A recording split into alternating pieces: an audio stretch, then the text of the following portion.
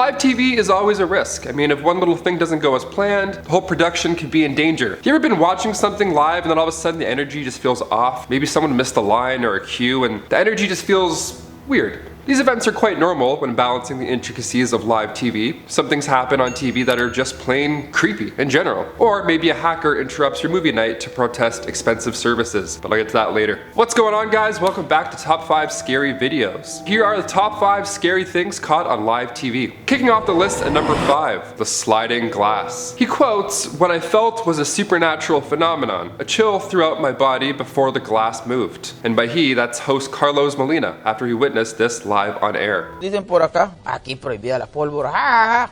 Todo el mundo revienta cohetes. Mira. ¿Viste? Así es. ¿Viste el vaso que corrió para allá? Okay, that's a little spooky. So I've had this exact same thing happen to me, and while it gave me quite the shock, it also gave me a lesson in physics. Water moving in glass causes it to move on flat or slippery surfaces. Logical explanation, of course, but this glass is empty. Check it out again. La pólvora. ¡Ah! Todo el mundo revienta cohetes. Mira.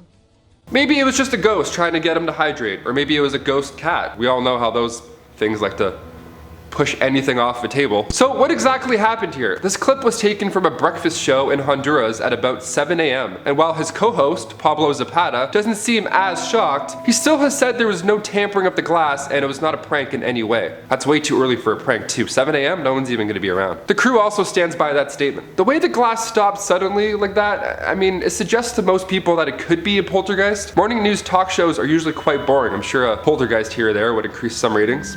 Low ratings, no problem. Throw a ghost or two in there. It's all good. That'll spice it up. So after watching the glass moonwalk across the table and then stop, Carlos even asked his co-host, Pablo, he's like, "Did you see the glass move over there?" I like that he acknowledged it right off the bat, you know, with the cameras rolling. He was in the moment. This dude has seen a few movies. He's like, yeah, there's no way I'm not gonna talk about what we just saw. Carlos went on to say that he tried to move the glass afterwards, but it was stuck there.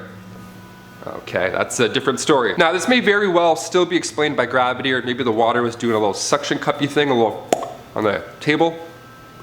Or maybe it was a glimpse of the supernatural. What are your thoughts? Number 4, man summons UFO. Okay, Las Vegas is a wild place. I mean, most of the time when you go to Vegas, it's to gamble or party. Or maybe a friend's getting married and trying to give them a proper send-off. Good times all around. But being just 83 miles away from Area 51, do you ever think aliens would just check the noise and lights out ever? I mean, I feel like if I lived that close to the city that never sleeps, I would at least drive by and check it out. See what all the hype's about. Like, imagine seeing an alien drop 40,000 units on red and then just grab his winnings and be like, "Zerp," and then zip off. I would pay for that. I wouldn't leave Vegas. Well, according to Prophet Yahweh, we are indeed not alone in the universe. I see you, Venus. He believes he can summon UFOs simply by praying to them. Check out this news clip from 2005 and see for yourself. Like those who seek to kill me say I am. I see something straight up. Oh, brother, look at it, there it is. You can barely see it. So that's either unbelievable timing with a big balloon, or Yahweh has the hookups with UFOs. So what's the deal? Why does he do this? Or better yet, how does he do this? Well, UFOs have been appearing to Yahweh since 1979, and apparently over 2,000 UFOs have visited him. I don't know how I feel about that. He says he's been instructed to build temples with landing spots beside them, for the spacecrafts, of course, to back in park. Aliens will eventually land there and soon speak to us at a podium and share their plans for permanent colonization. I believe in aliens, of course I do. I mean, they're just now talking about how there might be life on Venus. Are we doing this? Are we not doing this? Is it a thing? Let's go. What's going on, guys? I heard this quote a while back, and it says that just because you scoop a glass of water out of the ocean and there's no fish in it, doesn't mean that fish don't exist. Open your mind, people. This next video, I'm wearing a tinfoil hat. Who's with me? Number 3, blue sky in New York. In a lot of sci-fi movies, I notice there's usually a beam of light in the sky at some point in the film. It's normally the climax of the movie, and the beam is usually aliens of some sort or some kind of world-ending device. Now, what if you saw that in real life? What if one night you looked up in the sky and you saw, well, this? Come on, I'll show you what I want to do with it when she moves. Yeah, I would panic pretty fast. That was only in 2018. I actually remember watching this on TV. It's why I included it in this list. I may or may not have thought that these were aliens, and maybe I was standing up and swearing really loud. Can you blame me though? I mean, look at that. Okay, so if it wasn't a Spider-Man villain being born, What the hell was this thing? Well, it was something called an arc flash, which is a blast of electricity caused from a power plant in Astoria to produce this kind of light show after a short circuit. Nobody was injured during this, despite how dangerous it looks. There wasn't an explosion or any fire or anything like that. It was just this blue frenzy that was actually built up from atoms of gas that were shot into the air from an electric circuit. So once the atoms get charged, they produce light, depending on the gas. So in this particular case, the atoms that got excited produced a blue light over New York. Now, if the gas had been neon, however, the color would have been red. And I feel like that would have scared a lot more people. Red skies, no thanks. That's some end of the world type stuff. I'm all set. Number 2, Max Headroom.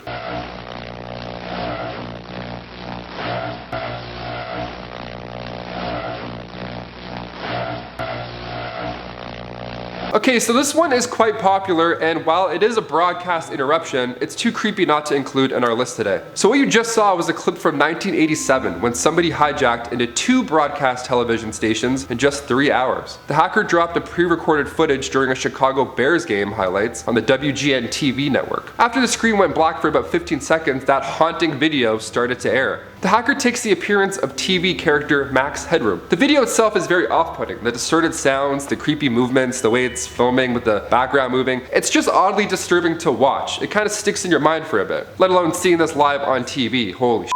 Don't even get me started. So what was the goal here? Why did this guy do this in the first place? Well, later that night, the hacker had actually aired another video, this time during an episode of Doctor Who. Great show. The hacker held a can of Pepsi and said, "Catch the wave," which at the time was Coca-Cola's new slogan. And the mask he's wearing is based off the appearance of Max Headroom, the spokesperson of Coca-Cola at the time. A particularly alarming part of the whole broadcast was when the hacker held up a gardening glove and said, "Oh, my brother's wearing the other one." And then he continued to say that this gardening glove was dirty and that it looks like it has blood prints on it.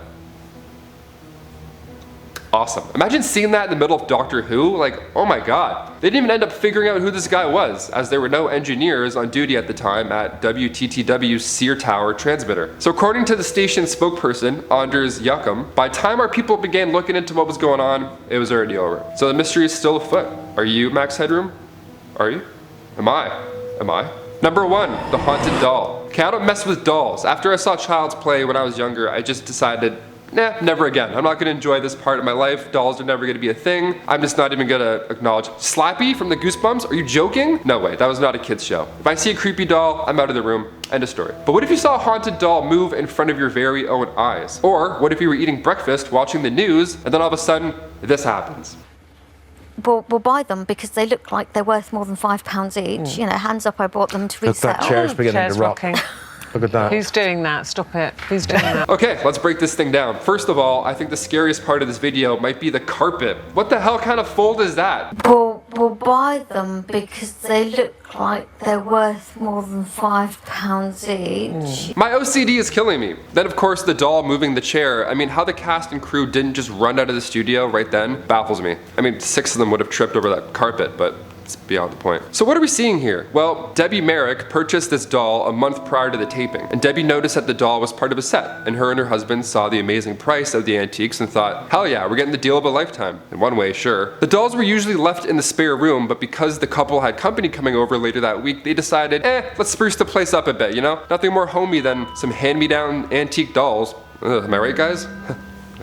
Don't do that. So the day before company arrived, scratch marks appeared on Cameron, her husband. He said he felt a burning sensation on his leg and then noticed scratch marks, about a dozen little scratch marks. And not having a cat or the sharp nails to do it himself, he decided to put the doll away and lock it up in a shed just in case. And then checking in on the doll, Debbie and Cameron noticed that the doll's necklace had been tampered with. It's not tight anymore, it's like loose, almost like she took it off. And it was no longer in the plastic box. So as if these events weren't creepy enough, even when the couple stayed in a hotel prior to filming that segment on the show, they heard shuffling below the bed at like 2 a.m. So they put the doll up for sale and even included in the pitch, it was a creepy doll. They didn't say haunted, they just said creepy. The doll was bought for much more money, and if that wasn't enough, the doll returned to the show with its new owner. Psychic Deborah Davis got a hold of that same doll after seeing the footage from another owner of the doll. This thing's just being passed around, just wrecking homes one by one. The previous owner collected the haunted artifact and sent footage to Deborah to get her input in hopes to get, an explanation. I could see in one piece of footage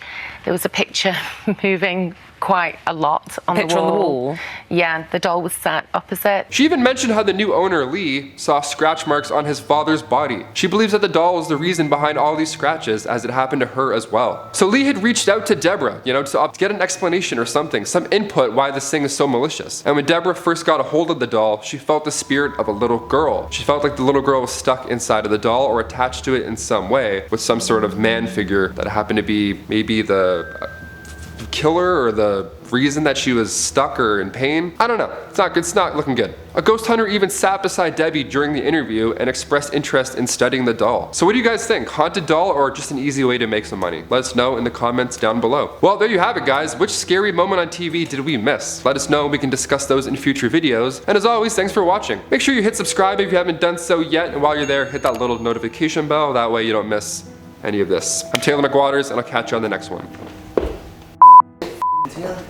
God, I knew he's behind everything.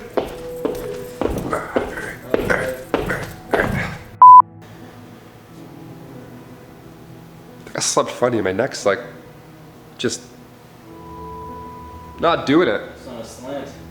I can't like look to the left. I gotta like turn my whole body now. Or do a hard right. One of the two. And share their plans for permanent colonization. Oh my God. Which was the spokesperson. Ooh. The max he's wearing is based, the max, oh no! It's a lot of letters. I'm like, should do like ASMR chin-ups. It's like,